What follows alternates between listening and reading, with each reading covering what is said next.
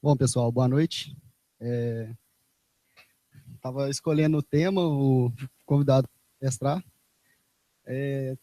Tinha algumas dúvidas em relação ao que ia falar e acabou que eu tinha feito uma análise e achei interessante trazer esse tema também, que às vezes a galera deixa passar e tal.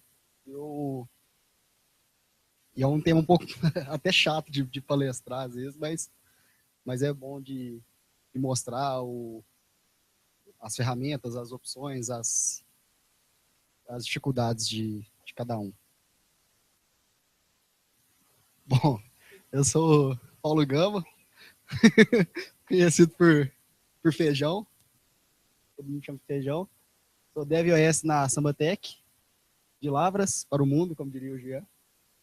Essa foto aqui é engraçada, que eu até mandei no dia lá do povo do RH no meu contratação, quase que eu fui dispensado no dia. Não sei porquê. Aqui são os meus contatos. E é isso, eu formado em computação na UFLA, trabalho na Sambatec, com esses dois menininhos aqui, também. O Zanol também. E agradeço a presença de todos. Aqui o que eu vou falar, eu vou dar uma introdução do tema, vou tentar dividir de uma forma, um macro, não vou entrar tanto, enraizar tanto. Vou falar das ferramentas e tentar fazer um comparativo aqui.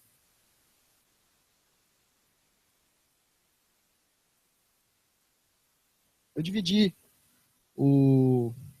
a persistência em dois aspectos, que é armazenamento local e o sincronizado, que seria tipo, o banco em si, o tipo de persistência no dispositivo, sem ter uma interferência externa, e o armazenamento sincronizado, que seria uma conversa com um servidor remoto, um banco remoto, alguma coisa do tipo, algum tipo de persistência que trabalhe fora do dispositivo.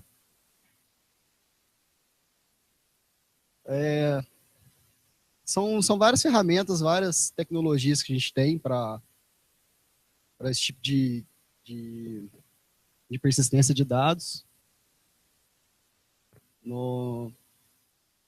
Trazendo para o mundo Apple, a gente tem o Core Data, que todo mundo tenta.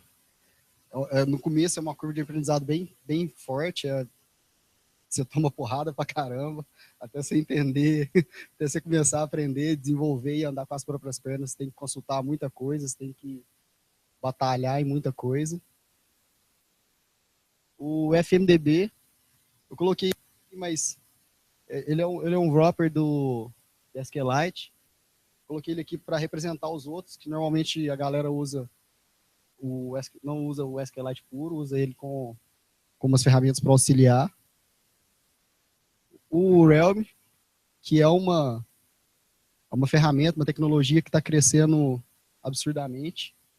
Tem muita gente adotando. E é bem legal também. E o SQLite, que é o papai de todos aí do mobile, de persistência mobile. E, se não me engano, a primeira versão dele é agosto de 2000 ou algo do tipo. Então é bastante tempo que ele está no mercado.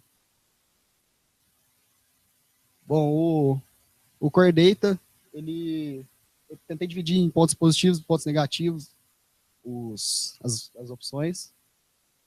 O Core Data tem uma integração muito legal com o Xcode. Você consegue desenhar ele, mapear, fazer os relacionamentos todos numa interface gráfica arrastando elementos, linkando os elementos. Ele tem uma boa integração com iOS ou macOS e com elementos nativos como tabela, collections, entre outros. Ele é bastante rápido e bastante robusto também, por essa integração que ele tem com o SEO nativo. Eu coloquei como negativo a curva de aprendizado dele, que é eu quando eu comecei com ele, eu tomava pancada todo dia, tinha que olhar em vários fóruns, ficava molando esse menino aqui também, o Diego, me ajudava bastante com ele. Aí eu coloquei o consumo de espaço em disco e o consumo de memória elevados, eu coloquei até com um asterisco aqui para falar que, tipo, depende. Não é se você vai usar o Core Data que você vai acabar com o espaço do dispositivo, vai acabar com a memória do dispositivo. Vai depender de uma série de fatores, como o tamanho da sua modelagem, o, como você fez ela e quanto você está usando dessa tecnologia. O Realme, ele, ele tem um ponto positivo que ele desacopla um pouco do Core Data, que é o Core Data iOS e macOS. Então, o Realme ele tem para iOS, Android e web. Isso é um ponto positivo que você consegue trazer um banco do iOS e migrar ele para o dispositivo Android. Tem uma instalação fácil, ele é bem performático e ele tem tratamento direto com objetos, assim como o Core Data também faz, pelas integrações que eles têm com o SO. Pontos negativos. Ele, agora eu não lembro de cabeça, mas algumas dos tipos de persistidos. Então, o iOS ele tem bastante, mas no Android eu lembro que tinha alguns tipos de dados que ele não conseguia trabalhar bem, você tinha que fazer um cache, algumas coisas em cima para ele trabalhar em cima daquele tipo. A documentação dele eu achei um pouco confusa, eu tive que ler em alguns lugares, até procurar fora da documentação oficial deles para entender algumas coisas. E é uma ferramenta nova em desenvolvimento. Então, às vezes isso pode atrapalhar, porque eles estão sempre renovando as coisas, estão sempre lançando novas features, e pode ser que quebre alguma coisa que você já esteja usando. O SQLite tem um baixo consumo de espaço em disco, ele tem uma boa performance com estruturas complexas, então se você precisar de um banco parrudão, com vários relacionamentos, com vários índices, ele trabalha muito bem com isso. Ele é estável e confiável. Como eu disse, a primeira versão dele, se não me engano, é 2000. Então, tipo, é uma ferramenta muito madura. A migração do banco de dados ele trabalhar com multiplataformas também. Você consegue trazer de um para o outro não só nisso, mas também no versionamento do banco. Então, se você fizer uma alteração no banco, no Core Data, isso eu sofri pra caramba já, de ter que mudar um elemento, um objeto e ter que ser compatível com a versão anterior. Então, tem que tomar muito cuidado isso com o Core Data. No SQLite, para você trazer o SQL Engine, você consegue, uma pessoa que entende de banco, que já tem uma experiência com a estrutura de bancos relacionais e tudo mais, vai ter extrema facilidade para trabalhar com ele. Coloquei como negativo a implementação para modelagem de objetos, que você vai ter que trabalhar em cima dos elementos, vai ter que trazer os objetos para o mundo do banco em si. Você não vai conseguir pegar, tipo, um cliente, objeto cliente e jogar direto no banco. Vai ter que trabalhar em cima dele para ele conseguir pra fazer essa persistência. E ele, é um ponto positivo, ele é o SQL Engine, que são as queries.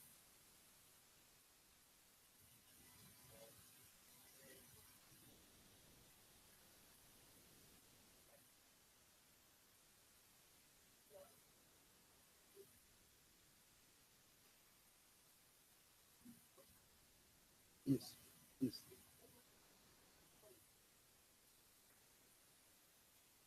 No caso, o SQLite ele é desenvolvido para o mobile, mas você consegue fazer ter as ferramentas de migração de banco para outro. Eu, no caso, já trabalhei, tipo, teve um projeto que eu tive que o banco chegou em MySQL e a gente tinha que migrar ele para dentro do dispositivo. Aí a gente usou os dump da vida lá e fez umas para trazer dentro do SQLite, um banco local. Pode.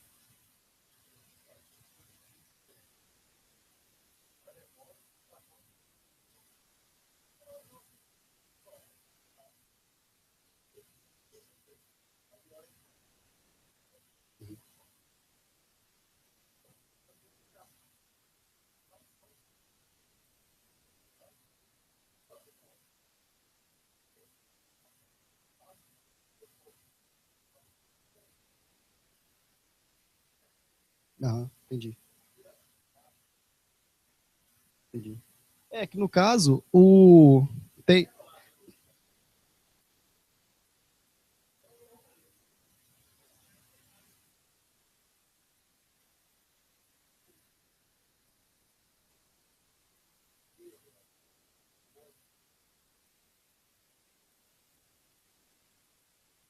tem os browsers, né? Os browsers do. Você olhar a estrutura, os dados que estão tá lá dentro.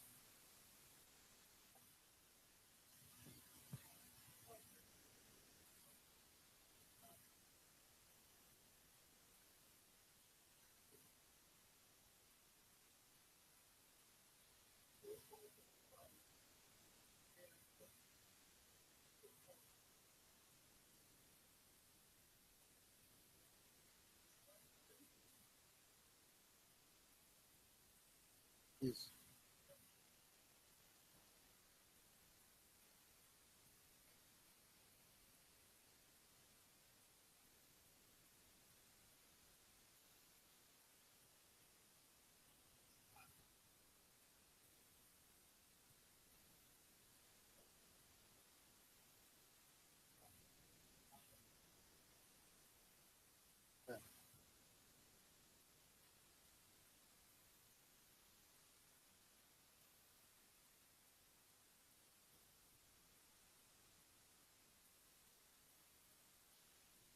O banco fica no dispositivo, né? Então, eu posso ter várias estruturas, mas cada um vai ter.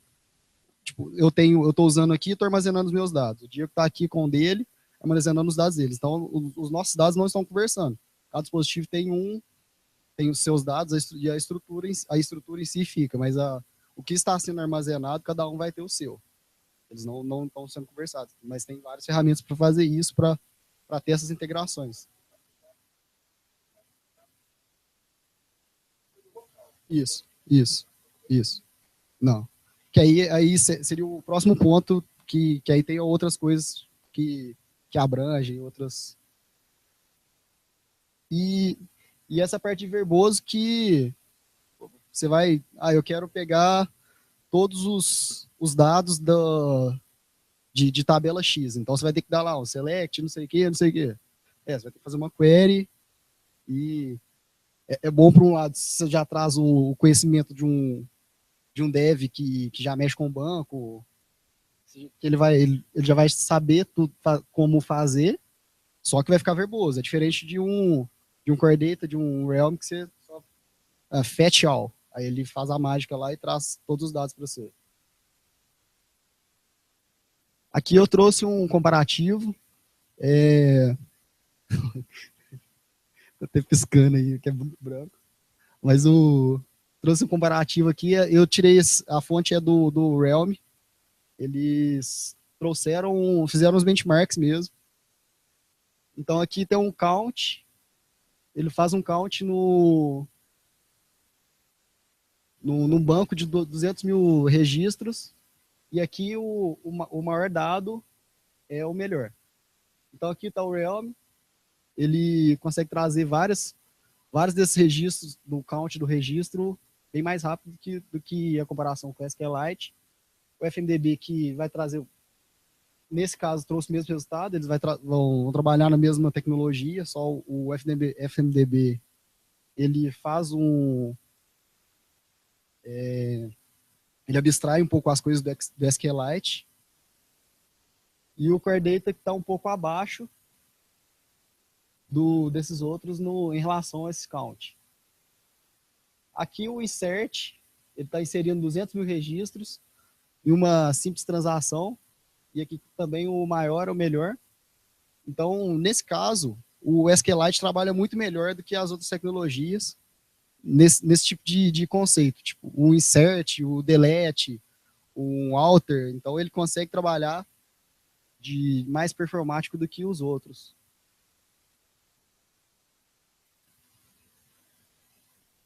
E as queries, aí é esse aqui eu já vi, tipo, de uma forma bem... Eu estava até conversando com o Rafael mais cedo. É uma forma bem legal que o Realm trabalha. Ele é muito rápido para trazer objetos, para andar dentro dos objetos, para percorrer tudo. Ele é muito performático e está quase mais que o dobro do SQLite e 15 vezes a mais do que o Core Data. Então, a performance dele é sensacional. Eu tive alguns exemplos de usar ele. Na hora que ele puxava tantos dados de forma tão rápida, eu nem acreditava. Eu falava, não é possível que ele está fazendo isso.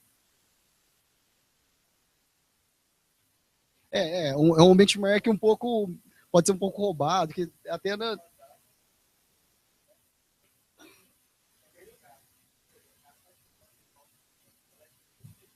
sim, direto.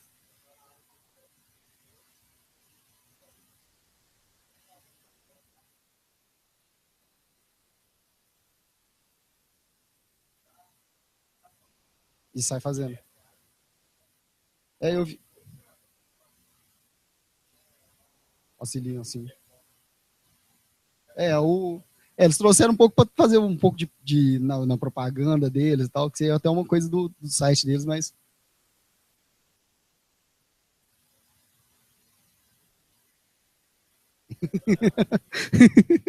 de propósito, né? Eu não,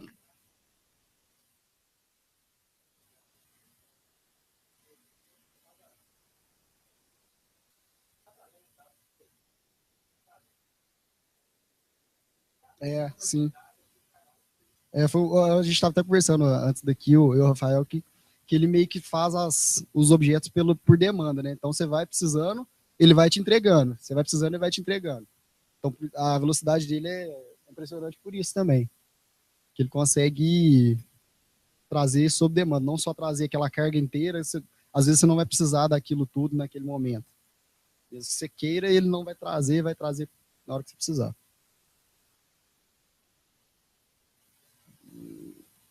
Mas também tem um porém que o que eu usei, vamos dizer, sem ser de teste, de forma real mesmo, na aplicação, não tinha tanto relacionamento, eram coisas diretas, eram os dados que eu queria, ele trazia, eu colocava numa tabela, numa collection, não lembro, mas era muito rápido. Só que em vários lugares, eles falam que a performance dele vai caindo de acordo com o tipo de relacionamento e a quantidade de relacionamento que você vai trazendo dos objetos. Então você vai ter uma estrutura muito grande de persistência, ele não vai ser tão performático do jeito que eles estão colocando aqui também. Aí entra aquela parte que você tinha falado, que aí eu dividi essa parte no sincronismo, que não é só o banco do dispositivo em si, é uma persistência de eu tenho uma coisa, mas o que eu estou fazendo aqui é importante para todos, então como é que eu trato disso? Como é que eu vou negociar isso com um servidor externo? Como é que eu vou entregar para os outros dispositivos em tempo real? Como é que eu vou trabalhar dessa forma? Eu coloquei aqui, coloquei 3 opções, mas são várias opções de mercado. Tem opção da IBM, tem opção da Azure. Então são várias opções. Eu coloquei mais para ilustrar. com essas três aqui. É o Cognito da Amazon, o Realm, o Mobile Platform, e o Real-Time Database do Firebase. O Cognito, ele tem um serviço da Amazon, mais uma biblioteca estática para você fazer a conexão, e você coloca a biblioteca no seu projeto, ele vai tratar as conexões e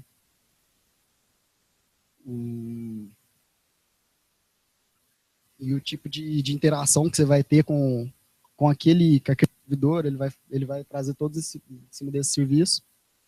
E ele trabalha em cima de um cache local, que você vai alimentando esse cache, e ele vai interagindo em cima disso. Então ele vai entregar, teve alguma alteração, ele vai lá no servidor, avisa que tem uma alteração e tenta distribuir isso para os outros. O Realm, essa aqui é uma ferramenta mais nova ainda, eles lançaram tem pouco tempo, que eles pensaram de uma forma que a primeira coisa que tinha que bater era o offline first. A gente está num mundo que todo mundo tem conectividade, todo mundo tem um 3G, um 4G, um Wi-Fi, só que nem sempre está disponível, né? Quem tem TIM sabe o que é isso, né? Então, como é que eu vou trabalhar com meus dados fora do dispositivo e eu ter os dados, eu conseguir trabalhando num app? É muito chato você abrir um app e falar, você não tem conexão de dados, tchau, não faz mais nada. Já desinstalei aplicativo por causa disso. Mesmo, tem muito aplicativo que faz sentido você não conseguir trabalhar ele offline, mas tem muito aplicativo que poderia ter pelo menos alguns dados, algumas coisas, se você conseguir ter o usuário ainda, mesmo quando ele não tem conectividade. Ele trabalha com esse Live Objects, então seria como se fosse um listener nos objetos que qualquer alteração ele já dá o grito pro servidor, o servidor vai absorver aquelas informações, aquelas alterações, e vai tentar fazer um broadcast daquilo, vai replicar para os outros dispositivos, para quem quer que esteja escutando. Aí ele tem essa forma de resolver os conflitos, porque, querendo ou não, é uma forma muito perigosa também. Vamos dizer, já aconteceu tipo, no Facebook. Eu vou lá curtir um post, só que eu tô sem internet. Então, na hora que eu curtir um post, ele tem que tentar mandar essa ação pro servidor, e o servidor falar que eu curti.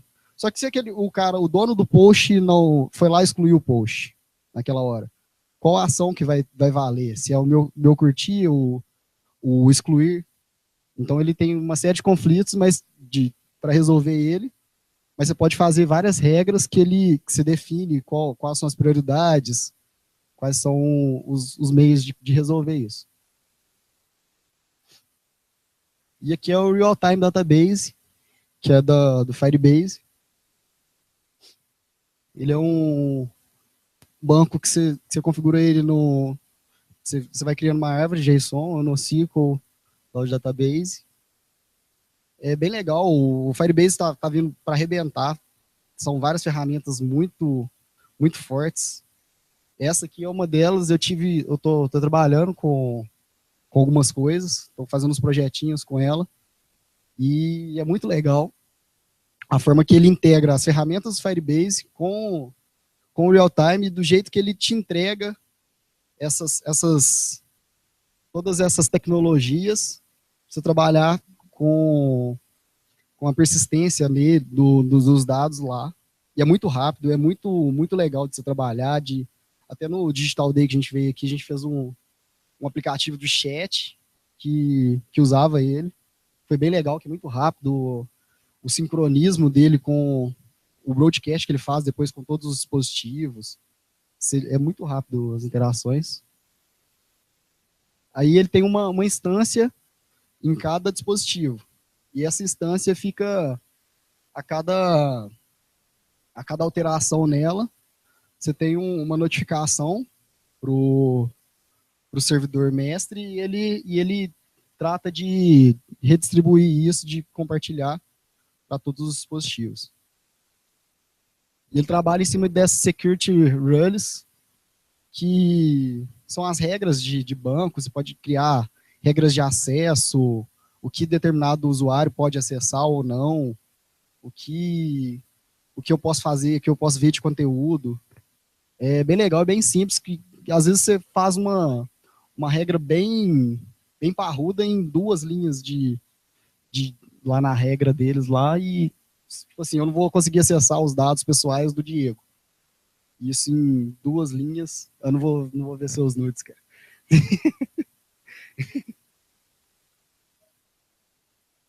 E ele tem um offline sensacional, que ele trabalha muito bem essa parte de offline, de deixar o usuário trabalhar, deixar conteúdo com o usuário, e conseguir, na hora de voltar, ele trazer as coisas que tá de antigo, atualizar as coisas de antigo aqui e levar as coisas novas para o servidor. É bem sensacional. E aqui eu tentei fazer um comparativo de preço, peguei do site de cada um, que é mais para ter uma ideia do que esperar de cada ferramenta.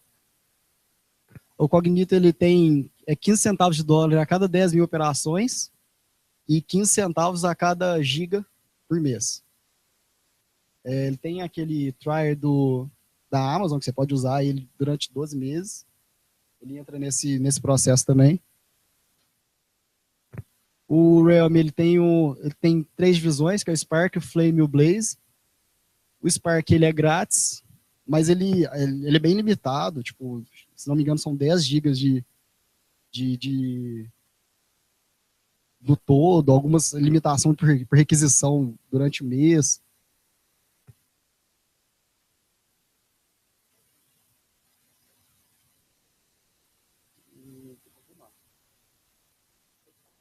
Não, desculpa, é verdade, verdade.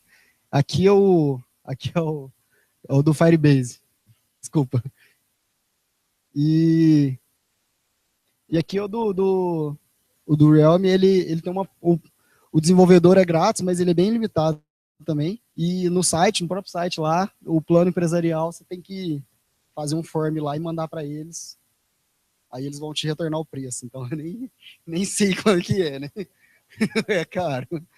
Vai entrar uma mulher, vai te ligar lá e vai falar: não, vem aqui, vamos conversar.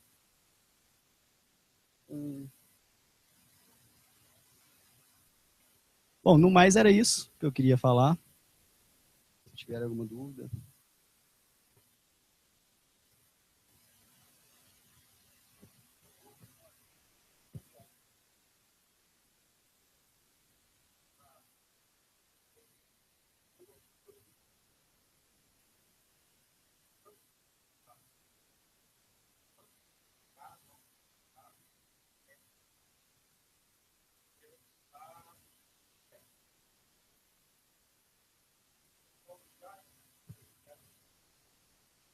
Você consegue acessar de forma direta algumas ferramentas, mas aí vai entrar toda a questão de segurança, de persistência dos dados, de coesão, de tudo que você vai precisar para, tipo assim, ter uma segurança e falar que aqueles dados, você pode acessar aqueles dados e quais dados eu posso acessar, se aqueles dados que eu estou te entregando realmente.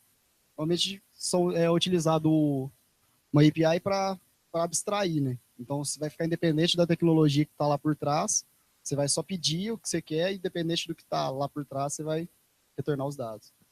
Não sei se acho que era isso.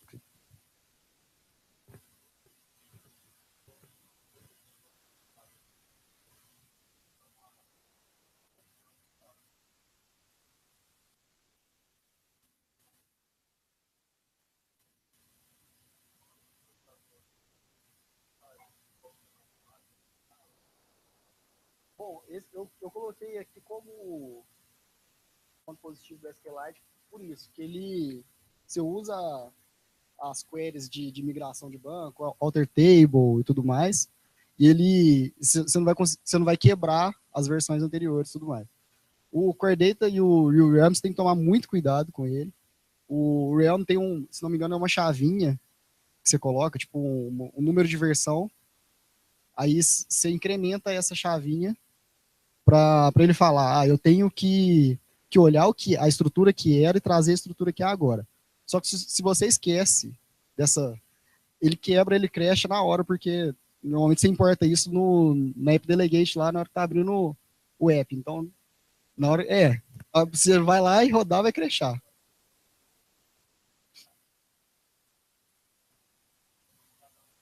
Sim.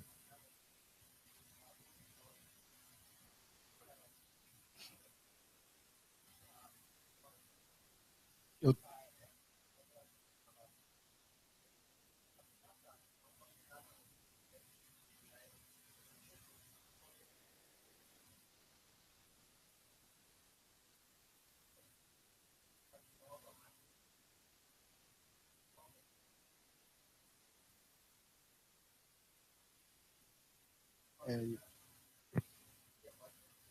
é, tem que tomar cuidado pra caramba, que sempre vai dar, pode ter uma chance muito grande de dar merda. É, é o Helm. From Helm.